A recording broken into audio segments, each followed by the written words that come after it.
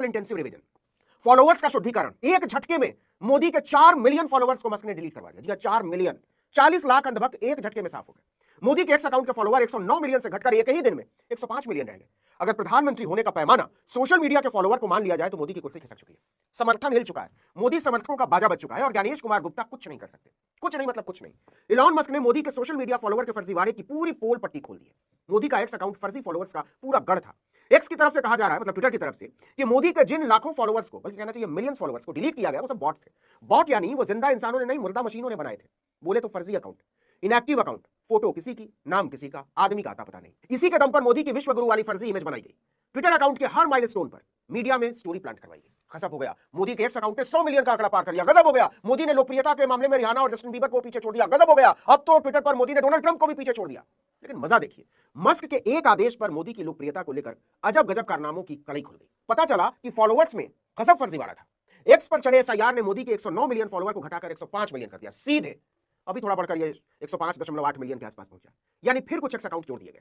Twitter की तरफ से कहा गया कि मोदी के अकाउंट में 40 से 60% बॉट है, यानी 40 से 60% फॉलोअर्स फर्जी हैं।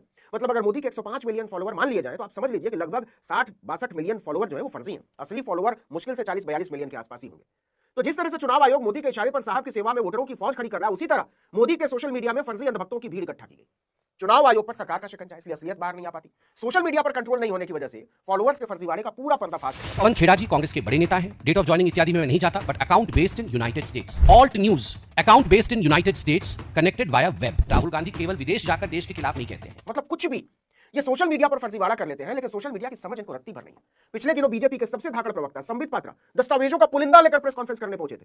कहने लगे कांग्रेस के बड़े नेता पवन खेड़ा का एक्स यानी ट्विटर अकाउंट अमेरिका से चलता है, महाराष्ट्र कांग्रेस का हैंडल आयरलैंड से चलता है, हिमाचल कांग्रेस का भी ट्विटर थाईलैंड से ऑपरेट होता है। ये लोग विदेशों में बैठकर वोट चोर गद्दी छोड़कर कैंपेन चलाते हैं। ऑपरेशन सिंदूर को भी इन्होंने विदेशों में बैठकर बदनाम किया। मोदी को बदनाम करने के लिए कांग्रेस ने विदेशी ताकतों से हाथ मिला लिया, वगैरह वगैरह वगैरह वगैरह।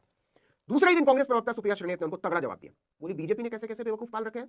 अगर पवन खेड़ा का एक्स अकाउंट अमेरिका से चलता है तो बीजेपी गुजरात का खाता आयरलैंड से क्यों चल रहा है? स्टार्टअप इंडिया का अकाउंट आयरलैंड से क्यों चल रहा है? सरकारी टीवी चैनल दिल्ली दूरदर्शन का अकाउंट अमेरिका से क्यों चल रहा है? और तो और मोदी के जिगर के टुकड़े अडानी का अकाउंट जर्मनी से क्यों चल रहा है? बीजेपी गुजरात आयरलैंड से क्यों चल रहा है? स्टार्टअप इंडिया का अकाउंट आयरलैंड से क्यों चल रहा है? डीडी न्यूज का अमेरिका से क्यों चल रहा है? मोदी जी के जिगर के टुकड़े अडानी ग्रुप का अकाउंट जर्मनी से चल रहा है। लोकेशन को लेकर भद पिटने के बाद मोदी के अपने ट्विटर अकाउंट का ही चिट्ठा खुल गया।